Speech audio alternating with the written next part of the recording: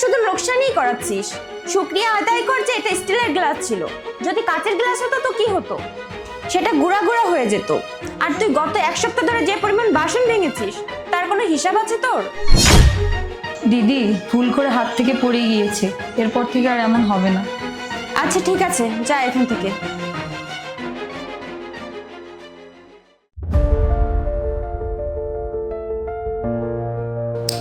Hello আকাশ। হ্যাঁ বলো। তোমাকে কতবার বলছি এই মেয়েটাকে দিয়ে আমাদের ঘরের কাজ হবেই না। ও আমাদের ঘর সামলাতে পারে না, আমাদের অন্য কোনো কাজের লোক দেখতে হবে। আরে আগে একটু শান্ত হও, তুমি এত কেন রেগে যাচ্ছ? আচ্ছা যদি এমন কিছু হয়ে থাকে তাহলে আমি এজেন্সিতে কথা বলবো, ওরা কোনো ভালো লোক দেখে দিয়ে দেবে। আরে এজেন্সিতে কথা বলে লাভ কি? আমাদের সোসাইটিতে যে গার্ড আছে না, ওকে বলে দিলেই তো ভালো একজন কাজের লোক খুঁজে দেবে। আচ্ছা বাবা ঠিক আছে, আমি এখনই কথা বলছি। আচ্ছা আচ্ছা, তাহলে তুমি আজকে কথা বলে নাও, আর আমি ওকে হ্যান্ডেল করতে পারছি না। আচ্ছা ঠিক আছে, আমি কথা বলে নেব। বাই।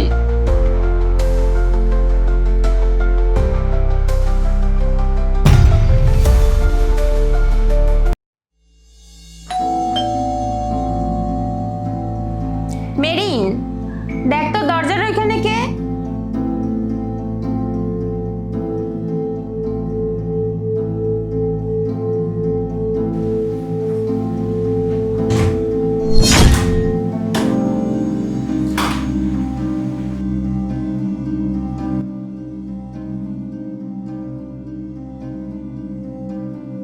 আসসালামু আলাইকুম ম্যাডাম, আপনাদের সোসাইটির নিচে একজন গার্ড আছে না, উনি বলল আপনাদের নাকি একজন কাজের লোকের দরকার। হ্যাঁ, আমাদের তো লোক লাগবে। নাম কি তোমার? আমার নাম নির্ঝর ম্যাডাম, আমি ওই পিছনের মহলাতে থাকি। ওকে, তুমি কি কি কাজ করতে পারো? আমি সব কাজই করতে পারি ম্যাডাম, বাসন মাজা, জামা কাপড় ধোয়া, ঘর গোছানো, সব কাজই করতে পারি ম্যাডাম। আমি রান্না বান্নাও করতে পারি ম্যাডাম। ম্যাডাম আপনারা মোট কতজন থাকেন এই বাড়িতে? এই বাড়িতে আমি, আমার হাজবেন্ড আর আমার বাচ্চা থাকে। আমার বাচ্চার নাম রাজ, ও পাশের রুমে বসে আছে। আচ্ছা ম্যাডাম, উনি কে? ও তো মেরিন, ওর জায়গায় তোমাকে কাজ করতে হবে। ও প্রায় 1 বছর ধরে আমাদের বাড়িতে কাজ করছে। আর আমার বাচ্চার খেয়াল ও পুরো একাই রাখে। আমি তো অফিসে চলে যাই, আর আমার বাচ্চার দেখাশোনা এবং বাড়ির খেয়াল ও পুরো সুন্দরভাবেই রাখে। আমার বাচ্চাকে যদিও আমি জন্ম দিয়েছি, কিন্তু আমার বাচ্চার খেয়াল পুরোপুরি ওই রাখে। আর আমার বাচ্চার যখন খাবার খাওয়ার প্রয়োজন হয়, ওর থেকে গিয়ে খেয়ে আসে। আর আমার বাচ্চার যখন ঘুমানোর প্রয়োজন হয়, তখন ওর কোলে গিয়েই ঘুমায়। আর কিছুদিন আগে মেরিনের একটা অপারেশন হয়েছে, এই কারণে ও একটু দুর্বল হয়ে পড়েছে। আর আমি জানি ও এতটাই ইমানদার যে ও কাজ না করে টাকা নেবে না। আমি ওকে এতবার বলেছি তুই কয়দিন রেস্ট কর, আমি সবকিছু সামলে নেব, কিন্তু না, ও আমার বাচ্চার জন্য এতটাই ভাবে যে ও ছুটি নিতে রাজিই হয় না। এসব বাদ দাও। আচ্ছা তুমি বলো, তুমি কাজ করবে, কত টাকা করে মাইনে নেবে? এমন ঘরে কে না চাইবে কাজ করতে বলুন? আপনার যেটা মনে হয় আপনি ওইটাই আমাকে মাইনে দিন, আমি এখন থেকে কাজ শুরু করে দিচ্ছি। আপনাদের কিচেন কোথায় বলুন? দেখো, আজকাল সোসাইটিতে তো 6000 করে বেতন চলছে, তো আমি তোমাকে ওইটাই দিব। আর কিচেন ওইদিকে আছে। ঠিক আছে ম্যাডাম। আচ্ছা শোনো, প্লিজ সবকিছু ভালোভাবে সামলিও, আর এটা দেখো ওর যেন বেশি কষ্টের কাজ না করতে হয়। আরে না না ম্যাডাম, আপনার চিন্তা করতে হবে না, আমি সবকিছু সামলে নিব।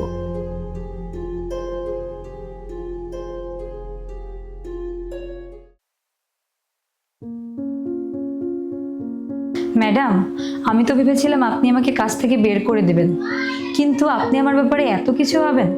আপনি খুব ভালো ম্যাডাম। আচ্ছা সর্বপ্রথমে এখানে তুই আগে বস, তা না হলে দেখা গেল মাথা করে পড়ে গেলি। এসব কথা বলে না আমাকে আর ছোট করিস না, আমি এত বড় মহান কাজও করিনি। মেরিন, তুই আমাদের জন্য যা করেছিস না, এটা কারো রক্তের কেউ করে না। তুই আমার নিজের পরিবারকেই দেখ, কেউ কি আমার কাছে জিজ্ঞাসা করে যে তুই কেমন আছিস? মেরিন, যদি তুই না থাকতিস, না জানি আমার অফিস, আমার বাড়ি, আমার বাচ্চাকে আমি কিভাবে সামলাতাম। যখন আমি মাঝে মাঝে ভাবি না, আমার ভীষণ মাথা ঘোরায়। আর এটা আমি জানি পাশের বাড়ির মালিক তোকে ডাবল টাকার অফার দিয়েছিল, কিন্তু তুই তো ওদের মানা করে দিয়েছিস, কারণ তুই জানিস আমার বাচ্চা তোকে ছাড়া থাকতে পারে না। তুই আমাদের জন্য এত কিছুই করতে পারিস, তাহলে আমি তোর জন্য এইটুকু করতে পারবো না? মেরিন, তুই যদিও টাকা পয়সার দিক দিয়ে গরিব, কিন্তু তুই মনের দিক দিয়ে অনেক বড়। এখন এগুলো বাদ দেন দিদি, আমাকে কাঁদাবেন নাকি? আমি তো শুধু ওটাই করি যেটা আমার মন বলে, এমন কোনো বড় কাজ করি না আমি। ও আর হ্যাঁ দিদি, আজকে আমি তো আপনার জন্য একটা জিনিস এনেছি, দিতে ভুলেই গেছি। আচ্ছা দেখা, কি এনেছিস? আচ্ছা দিদি থাকেন তাহলে, আমি নিয়ে আসি।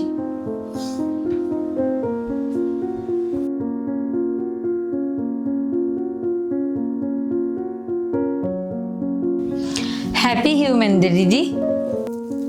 আচ্ছা তুই কিভাবে জানলি আজকে হিউম্যান ডে? যখন আমি আসতেছিলাম তখন দেখি একজন আরেকজনকে ফুল দিয়ে বলতেছে হ্যাপি হিউম্যান ডে। আজকে নাকি মানুষের জন্য অনেক শুভ দিন, আর আপনি তো আমার অনেক পছন্দের মানুষ, তাই এই ফুলটা দিলাম। থ্যাংক ইউ সো মাচ মেরিন। আয়।